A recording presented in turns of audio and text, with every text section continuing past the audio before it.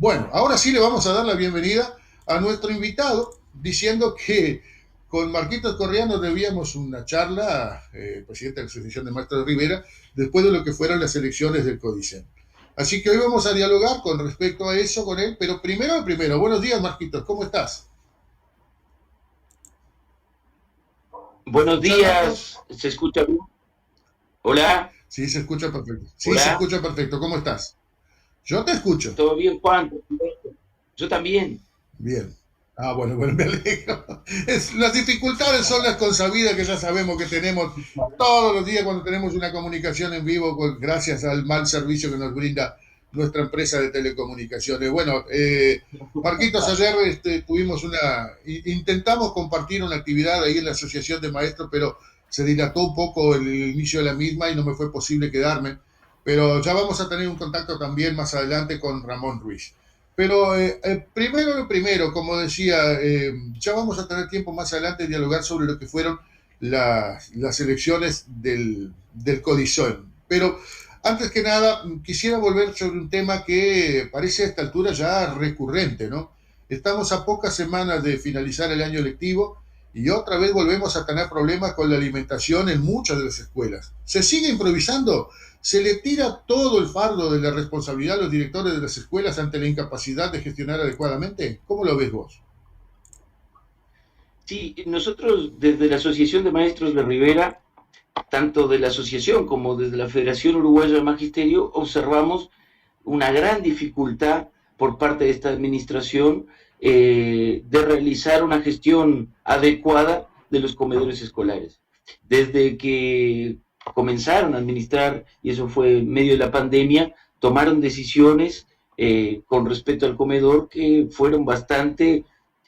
causaron bastante dificultad en las públicas de nuestro departamento y del país, tanto con las viandas como después con la reapertura de los comedores tradicionales, los comedores que tenemos, con auxiliares, con que los directores compran los alimentos y demás, en el pago de las partidas que se fueron atrasando. El año pasado hubieron diversos atrasos, los directores tuvieron que hacer malabarismo con los proveedores. Pasó, siempre escucho a Gabriela en tu escuela hacerme los planteos, directora del sindicato también, y nos comenta todas las dificultades que tiene en el pago de las partidas, y diversos De directores del 29 pesos, departamento. de 29 pesos, permitime, Marquitos, recordemos esto, 29 pesos por niño. Con eso hay que darle la alimentación, hay que darle el almuerzo a los niños que asisten a los comedores escolares. 29 pesos, que le quede claro a la gente que nos está viendo y escuchando, ¿no?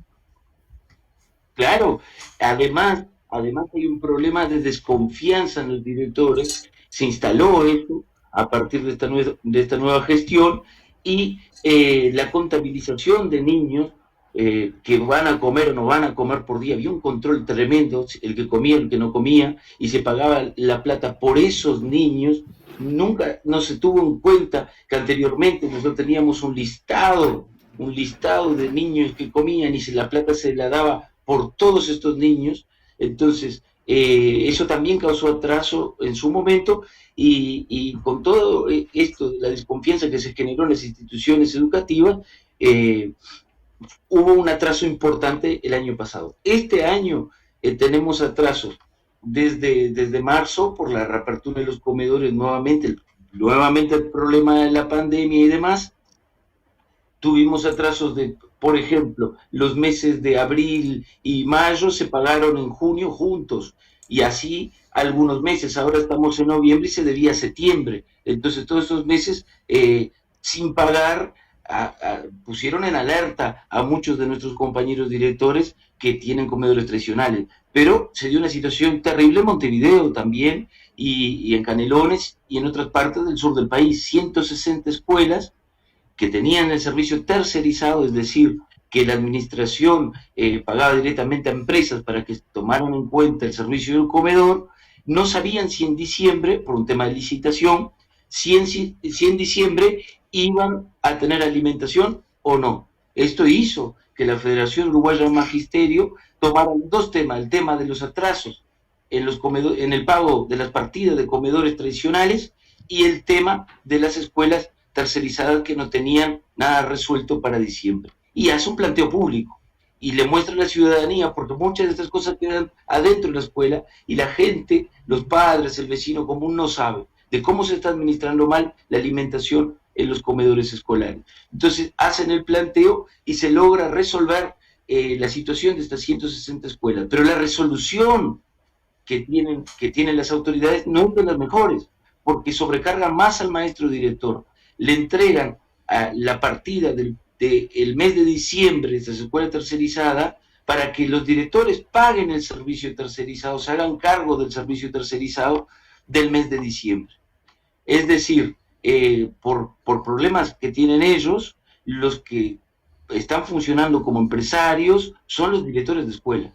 ¿Ah? En lugares donde los directores no administraban los comedores escolares y sí empresas tercerizadas y la propia Dirección General de Educación Inicial y Primaria. Y lo peor que se puede dar también es los problemas de licitación con la leche en polvo. Nosotros no hubo leche en polvo por 2 meses y le daban a los directores la responsabilidad de comprar la leche y de buscar los mejores precios. Ojo ahí, atentos ahí. Los directores tenían que hacer una tarea de estudio de mercado y pagar por algo que no pagaban, que se le enviaba a todas las escuelas. Es un abuso y una sobrecarga que están viviendo los maestros directores que no cobran por esta tarea de ecónomos. No cobran. Los directores nuestros no cobran por esta tarea de administrar comedores. Nuestros directores de la educación pública, su trabajo es orientación pedagógica de los maestros, bien, el control de toda la parte administrativa, que hoy también es contable, que no debería ser, y muchas veces esta sobrecarga no permite la mejora de la educación, porque nuestros compañeros directores lo que deberían estar haciendo en el momento que están en la escuela, en el momento de trabajo, es orientando pedagógicamente a sus maestros y buscando alimentar a los proyectos educativos que están allí. No tienen por qué hacer este tipo de tareas que los sobrecarga, los estresa y los deja mal. Y nuestra mayor preocupación con respecto a nuestros directores, que sacamos una nota de la Asociación de Maestros de Rivera, que lo llevamos al Secretariado de la Federación Uruguaya Magisteria, y se planteó en bipartita con la Dirección General de Educación Inicial y Primaria, es el pago de la partida al fin de año. Nosotros vamos hasta el 28 de diciembre. Esto porque las autoridades, no hay ningún interés pedagógico en llevarnos a los docentes al 28 de diciembre. Es para que puedan cerrar esto, para que puedan cerrar el año, porque en medio pusieron un concurso de directores, Juan, un concurso de directores arriba a la hora, para lograr efectivizar a maestros que se ocuparan determinados cargos, los cargos de dirección, lo antes posible, pero sin pensar en que estos directores que van a concursar son directores de escuela algunos. Y que tienen el mes de diciembre muy clave para cerrar el año. Entonces llevan hasta el 28 de diciembre las clases para esto, para lograr que lo cierren. Pero sin embargo nos preocupa porque con el atraso del pago de partidas, tememos que no les llegue la plata para hacer el último pago y terminen, como en otros años, enero adentro, pagando y rindiendo cuentas. Lo que queremos es que nuestros directores tengan una licencia que se la merecen, porque han trabajado muchísimo en la pandemia. La mayoría de los directores no paró de ir nunca a la escuela, incluso en pandemia, porque la tenían que igualmente administrar, a veces llevar ticket de alimentación para los niños. Ellos no había guardia para ellos, muchos iban todos los días y los docentes hacíamos guardia, pero ellos iban porque así estaba estipulado. Entonces, ¿por qué ese trato con los maestros directores de nuestro país? Que administran las escuelas, que gestionan las escuelas, que hacen posible junto a su cuerpo docente los proyectos educativos tan buenos que hoy tenemos, y lo vemos reflejado, y todos los días salen. Capaz algunos se ven más, Juan, de los proyectos educativos. Esta administración tiene una política empresarial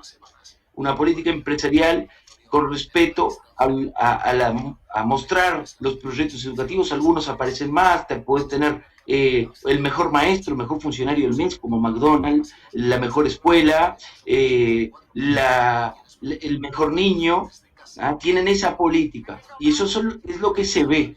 Pero a ver, todas las escuelas, con un trabajo silencioso y de hormiga, todas las escuelas tienen proyectos educativos preciosos, y lo podemos decir nosotros, porque muchos de esos proyectos son compartidos, tanto en el diálogo como con registro fotográfico, registro video, de lo que realizan en las escuelas nuestros maestros. Sin duda que sí. Por un lado, lo que vos decís, obviamente que tiene su razón. Yo me atrevería a decir también que puede haber algo de revanchismo también en esta, digamos, aplazamiento del final de cursos, en virtud de lo que ha sido, entre otras cosas, el resultado electoral precisamente. Pero ya sobre eso vamos a hablar más adelante. ¿Cómo viene el tema del COVID-19 en las escuelas de Rivera, Marquito? ¿Tenés idea?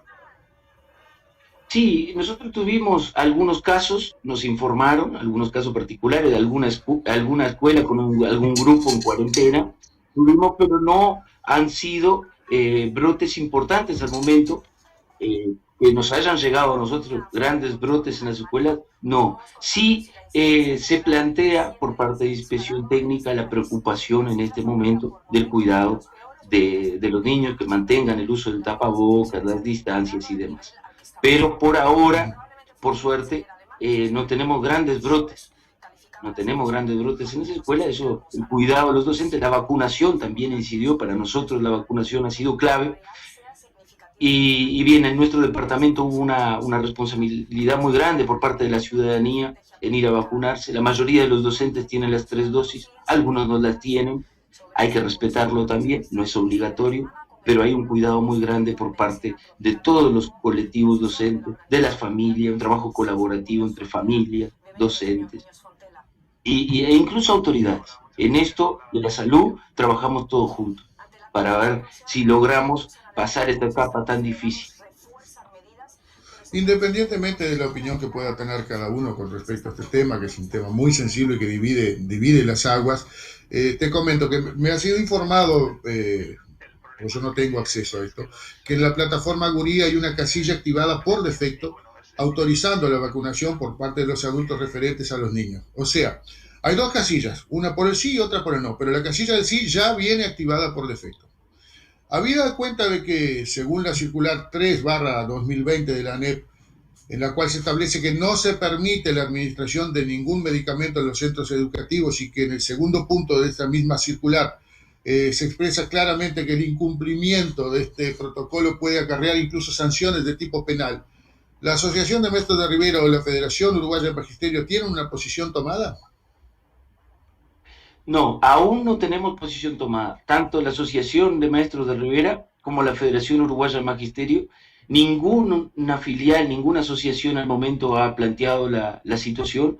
Nosotros tendremos mesa representativa federal próximamente y podrá ser un tema llevarlo, Juan, porque realmente no tenemos posición frente al tema.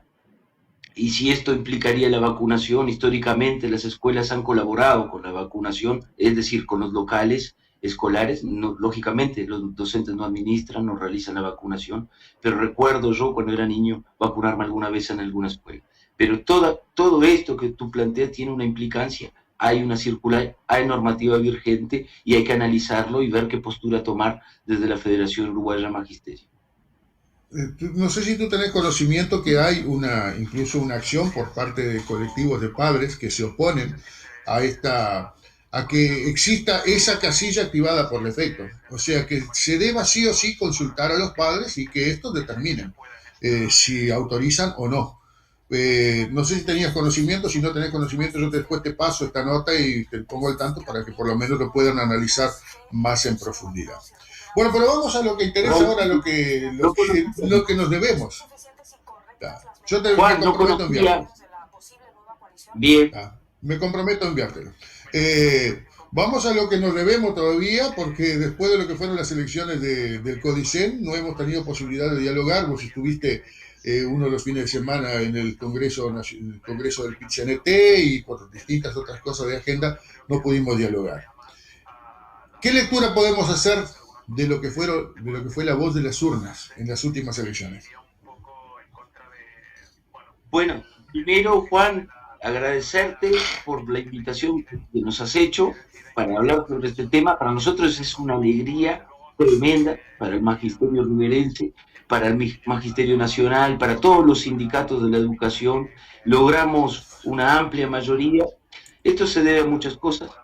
Primeramente, para nosotros, se debe a que nosotros estamos todos los días del año junto a los compañeros, somos los sindicatos de la educación, los compañeros trabajadores, estamos todo el año junto a los docentes, sindicalizados y no sindicalizados, buscando transformaciones. No venimos a cada tanto tiempo a buscar un voto, a hacer los mandados para algún partido político.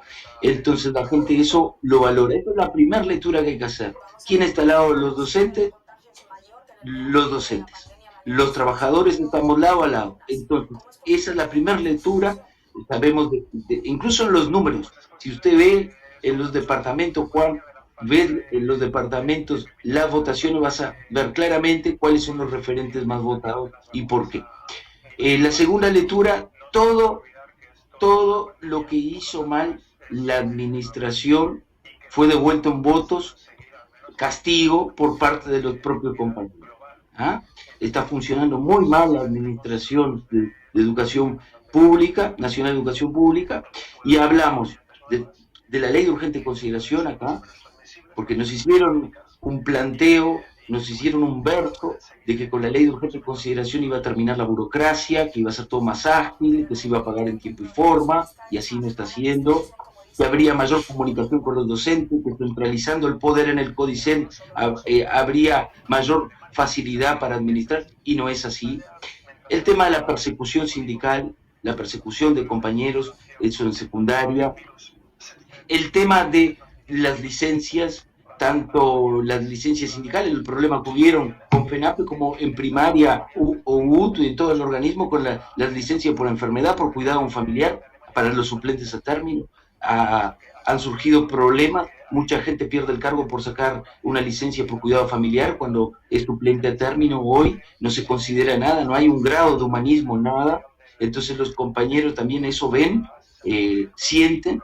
La rebaja salarial que vivimos todos los trabajadores de la educación en el año 2020, que va a volver a ser así, vamos a cobrar un incremento por debajo de la inflación, perdimos 5% de nuestro salario real y vamos a seguir perdiendo salario. Y bueno, todo eso se ve reflejado. A la hora de votar, el compañero tiene en cuenta todo eso. ¿Ah? El compañero no ve solo el nombre, no ve solo la propuesta, ve todo. Entonces, a la hora de votar, eso se vio reflejado y realmente los sindicatos de educación a nivel país le dieron una paliza a las listas oficialistas. Y votaron compañeros sindicalizados y compañeros no sindicalizados, que fueron la mayoría de los compañeros. Estamos todos abriendo casi 3 por 1, ¿no? 3 por 1. Miren, les doy algunos datos, Juan. Claro, las listas sindicales sacaron 18.000 votos en total. ¿Ah? La lista que más sacó votos fue la lista de Julián Mastroni, de secundaria, de FENAPEX, ¿ah? Que tenía los planteos muy claros del sindicato de secundaria, que sacó 6.231 votos. La segunda lista más votada fue la compañera Daisy Iglesias, que día a día está al lado de los docentes, de los maestros, esto no lo puede decir nadie que no, siempre dando la cara por los compañeros. La maestra inspectora Daisy Iglesias, una compañera de base que siempre está con los compañeros, sacó 5.873 votos. El compañero, el Limber Santos, propuesto por una de las corrientes sindicales que hoy es mayoritaria en la Federación Uruguaya de Magisterio, logró 5.685 votos, compañero de la educación rural, y además votaron 301 personas, hubieron menos votos en blancos que en otras oportunidades, aunque fueron muchos, fueron como 6.000, pero lógicamente la misma cantidad que tuvo el oficialismo, casi. El oficialismo tuvo 6.777 votos. ¿Tá? El voto en blanco también hay que hablarlo, hay que hacer una lectura del voto. A nosotros nos pasó, Juan, porque estuvimos en todos los circuitos, la confusión que tuvieron los compañeros entre la elección de ATD y la elección del CODICEN. Cruzaron los votos. En el sobre, que era para poner la lista en CODICEN, pusieron la de ATD, y la de ATD en el CODICEN. Que fue algo también que se da por primera vez. no se habían hecho elecciones juntas del CODICEN y del ATD. Fue intencional. No se había nunca hecho un sábado elecciones para esto, para la elección de consejero y ATD. Se hacían el viernes, se hacían el lunes, yo recuerdo las últimas elecciones. Se daba un tiempo para el compañero, se valorizaba la fecha. Mucha gente no pudo votar, tenía que salir, tiene el fin de semana implicado en otro lugar o trabaja en otro lugar. Entonces, eso también dificultó una mayor votación y los cuidados para que se hiciera de modo correcto la votación. En Rivera, nuestro departamento, tenemos la alegría de decir que fuimos la lista 30, la lista mayoritaria, 557 votos tuvimos, 283 la lista de Julián Mazzoni, 51 votos tuvo Limber Santos. Y hubieron en total 897 votos de los sindicatos de la educación frente a 435 al oficialismo. En un departamento donde Robert Silva, Óscar Pedroso son muy queridos, como en Tacuarembó. Creemos también que las decisiones de Robert Silva y la postura que está teniendo soberbia frente a los docentes, con esto del aumento del calendario escolar, con esto de no darle ni siquiera apertura al diálogo para el cambio para los directores rurales, que fueron los primeros a reintegrarse en pandemia, no darle un espacio para ver la situación, muchos no pudieron concursar. Hubieron diversas situaciones, el concurso, aplazarlo por COVID en nuestro departamento, no se quiso el concurso de maestros, ha tomado muchas decisiones malas, y las decisiones malas se las paga, la gente las paga, porque la gente ve quién está por ella y quién no está por ella. Y claro está que esta administración no está por los docentes, aunque ellos que tienen el respaldo de los buenos docentes, que la mayoría de los docentes y acá quedó demostrado que no. La mayoría de los docentes no los quieren. Incluso después de esto, sacan una encuesta, después de las elecciones, pocos días después, sacan una encuesta para la transformación curricular. Porque quieren transformar el currículum, cambiar los programas. Entonces, le hacen una encuesta digital a los docentes para que puedan opinar sobre los cambios que van a haber, desconociendo e ignorando lo que se había votado hacía pocos días atrás, que fueron las asambleas técnicas docentes, que son los organismos que están sistematizados para llevar la opinión de los docentes, que sea sobre escuela, una ATD departamental entre los integrantes de la ATD departamental y se lleva a la ATD nacional, desconociendo ese ámbito y ese espacio que tiene más de 50 años. Olvidan ese espacio y sacan una encuesta para ver si logran respaldo en las transformaciones que quieren, porque no tienen el respaldo real de los docentes de nuestro país. Acá quieren hacer una transformación, quieren hacer una transformación con expertos, entre comillas, expertos. ¿Expertos quiénes? Maestros, directores de educación privada de Montevideo, como Mir, de DUI 21. ¿Expertos como quiénes? Como Richard Reed, del Sindicato de la Bebida. ¿Expertos quiénes? Con la gente de la Federación Rural, que nos negaron el campo y el apoyo a las escuelas rurales históricamente en nuestro país. ¿Con quién quieren? Tendrían que hacer estas transformaciones con la gente de abajo, que es la gente que hace la escuela pública, sus docentes, su familia, los niños, y aquellos que apoyan de afuera, porque no hay muchas organizaciones que lo apoyan, el Club del Barrio y demás, pero no las transformaciones así, sabiendo que las transformaciones ya están hechas, que los planes que tienen ya están estipulados, Juan. Esto es un plan de afuera. La Ley de Urgente Consideración implementa un plan de la OCDE, del Club de los Países Ricos, que no funcionó en ninguna parte del mundo, donde el MEC tiene la lideranza de la educación, donde no existen organismos colegiados que eran aplaudidos en el mundo, en el Uruguay, por cómo hacían funcionar la educación pública, en una educación que no estaba yendo mal, incluso por las pruebas que realizaba la propia OCDE. En las pruebas PISA éramos uno de los primeros países de Latinoamérica, el segundo en lectura, el segundo en ciencias naturales. Les doy un ejemplo, no había un fracaso en la educación, ese fracaso fue creado con fines electorales. Hoy sacan ellos mismos una encuesta que dice que de 10 padres, solamente uno está disconforme con la educación que reciben sus hijos. Entonces, todo este circo se terminó y creemos que tenemos que avanzar y creemos que dimos una batalla muy importante en estas elecciones y una demostración de que los docentes de este país quieren otro tipo de política educativa, otro tipo de enfoque, otro tipo de trato. Se debe al trato también, que necesitamos votos. Y ahora vamos a tener a dos, todavía no se saben. Eso también quería volver un poco a los números. Aún faltan alrededor de 17.000 votos observados para en el día de ayer y en el día de anteayer. Ya se ratificaron los resultados que hoy estamos dando por parte de la Corte Electoral. Se recontaron, se ratificó la elección, los votos del escrutinio primario. Eso ya está ratificado, pero faltan escrutar 17.000 votos, 11.000 observados. Lo que quiere decir que todavía no tenemos, no tenemos posibilidades de conocer a ciencia cierta quiénes van a ser los representantes de los dos frentes en el Codicen. ¿Hay una previsión de para cuándo se sabrá eso?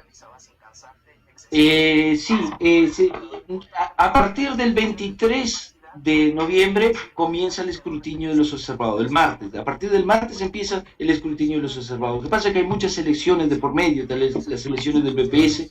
Se está viendo también el tema de la firma por el referéndum, que está por terminar ya de contabilizarse. Entonces, hay muchas elecciones y todavía no podemos decir una fecha. No se sabe todavía cuándo se tendrán todos los resultados. Se plantea que alrededor de unos 15 días, 15 o 30 días, ya tendríamos los resultados oficiales totales. Pero ahora decirles... O sea que seguramente antes de fin de año lo tendremos. Seguramente antes de fin de año lo tendremos.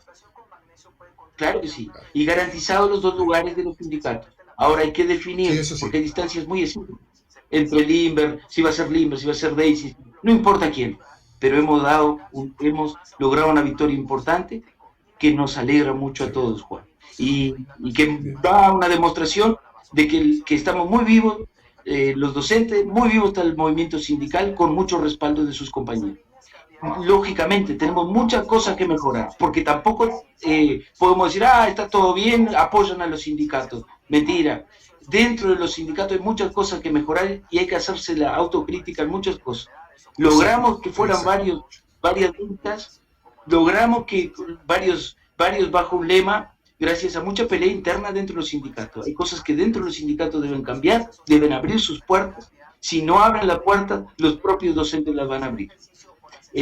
Hay que ser más democráticos dentro de los sindicatos y bueno, hay muchas cosas que cambiar, pero estamos muy contentos con los resultados, pero hay que seguir avanzando y seguir trabajando y que no se olviden de nosotros, porque una cosa es llegar allá y después otra es trabajar con nosotros o olvidarse de nosotros. Que tengan en cuenta a sus votantes, los que los eligen, a sus representados, si no son representantes.